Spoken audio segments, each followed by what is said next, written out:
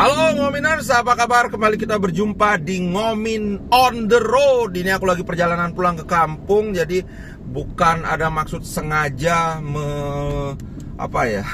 sengaja mencari resiko, enggak. Kita kan cari keseimbangan aja. Jadi makanya mohon maaf aku matanya ke jalan ya, enggak banyak lihat kamera. Nanti kalau aku ngeliat kamera yang jalan enggak kelihatan. Alright, kita update dulu nih Inter kemarin. Kalau kawan yang ikut live tahu lah sudah banyak update yang aku ini kan kemarin.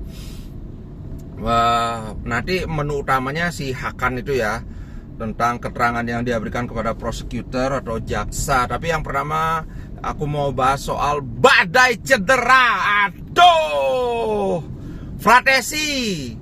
Untungnya Fratesi ternyata nggak parah cederanya, cuma ya dikit discomfort aja, ada terasa tidak nyaman aja. Sampai saat ini dilaporkan Fratesi siap bermain lawan AS Roma.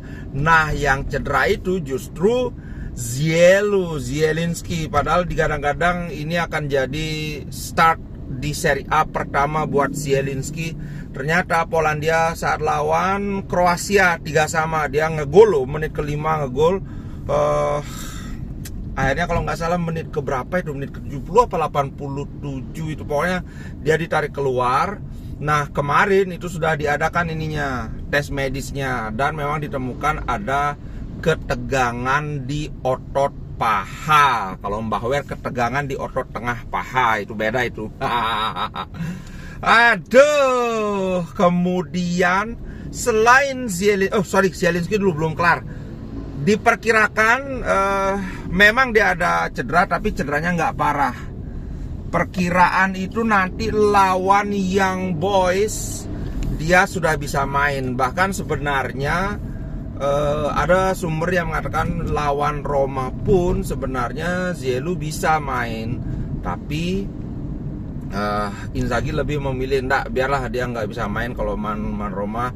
Nggak apa, yang penting Liga Champion lancar. Kembali lagi ke kontenku sebelumnya bahwa Inter benar-benar ingin habis-habisan di Liga Champion, target full.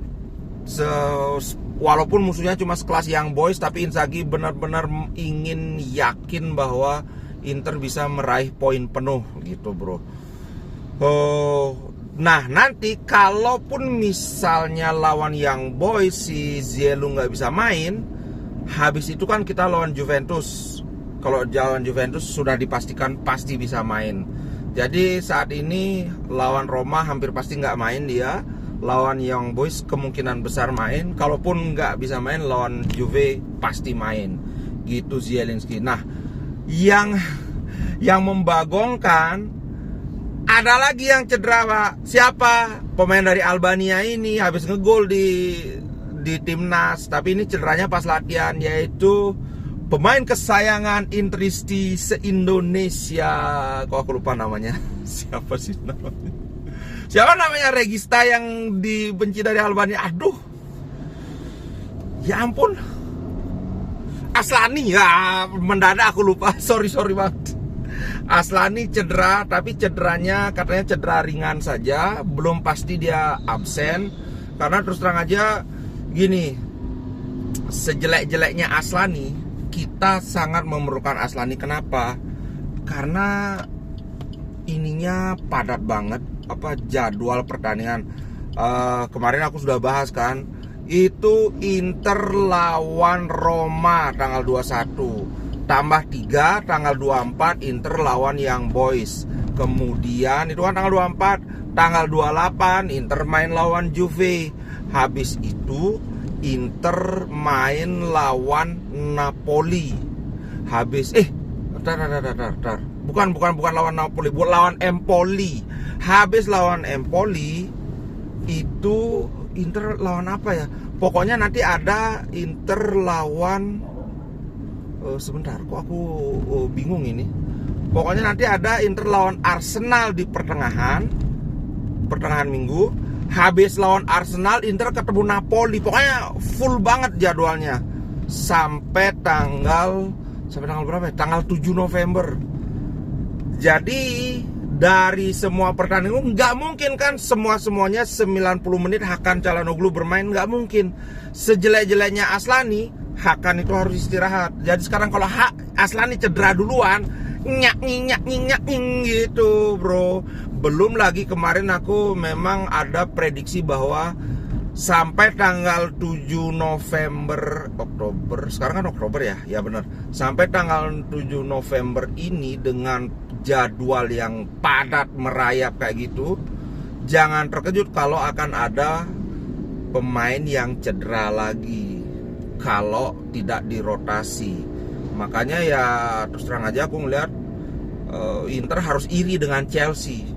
Gila, Chelsea ada pertandingan 1 dengan pertandingan 2 dengan pertandingan berikutnya itu hampir berapa itu 90% pemainnya beda. Dan nggak kayak Inter di mana misalnya kayak Hakan dengan Aslani jauh banget kualitasnya.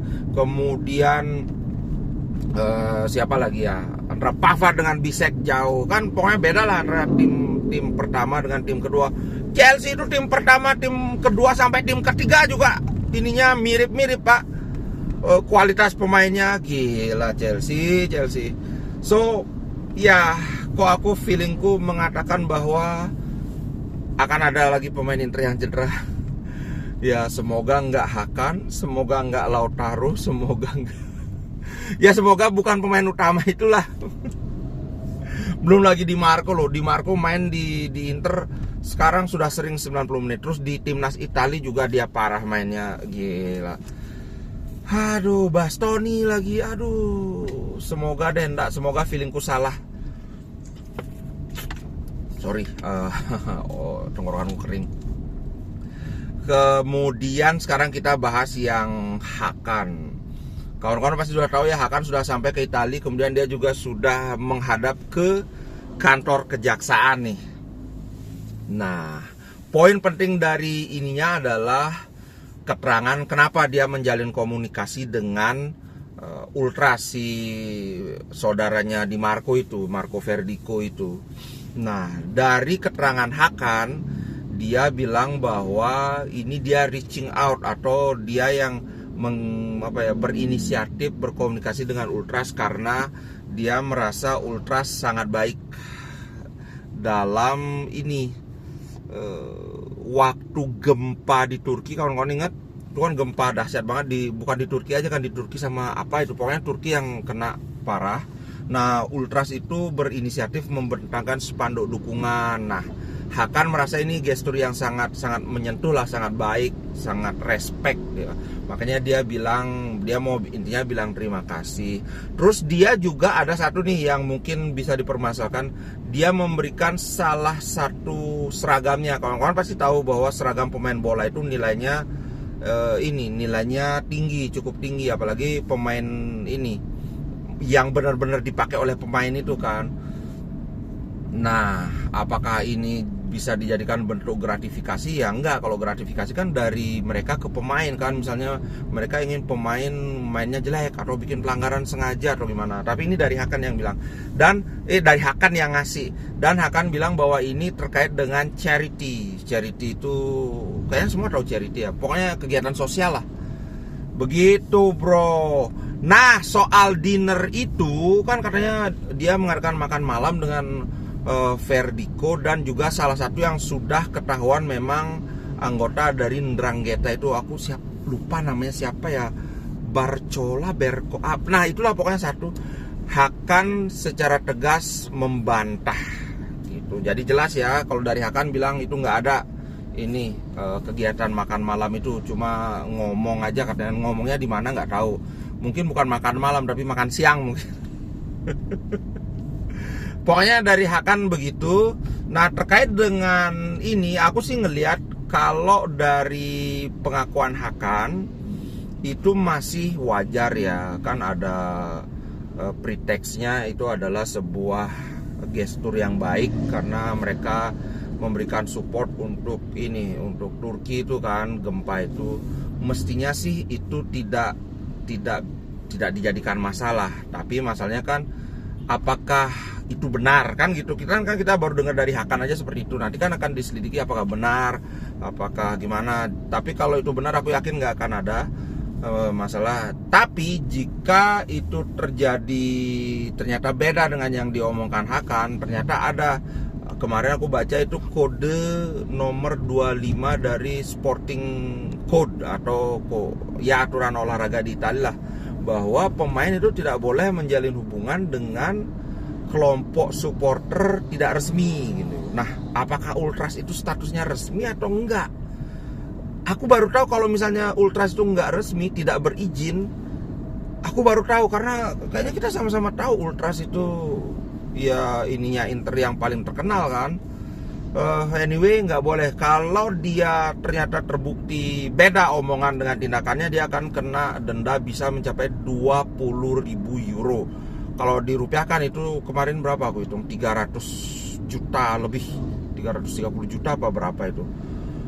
Dan suspension, bisa kena suspension 1 pertandingan atau bahkan lebih, tergantung dari hasil ini, dari hasil penyelidikan nanti apa ininya dia, komunikasi dia itu apa, apakah bisa dikategorikan hal yang tidak sportif. Kalau gitu ya bisa lebih banyak lagi gitu bro. Kalau aku sih yakin Hakan, karena untungnya buat Hakan nggak ada juga berini apa namanya, maksudnya kalau kayak siapa namanya dulu, Mauri yang dia terlibat dengan judi bola, ikut di Lazio, kemudian kayak di Calciopoli juga. Kalau Hakan aku yakin nggak ada soal begituan. So ya semoga Hakan nggak kenapa-kenapa. Kalau yang dari Javier Zanetti juga kan menghadap, Marotta juga menghadap, itu nggak ada masalah. Apa isinya tidak ada yang memberitakan, atau mungkin kelewat karena ada beberapa hari aku nggak bikin konten. Alright, itu dulu guys konten kali ini. Sampai jumpa di konten berikutnya. Ciao guys. Terima kasih.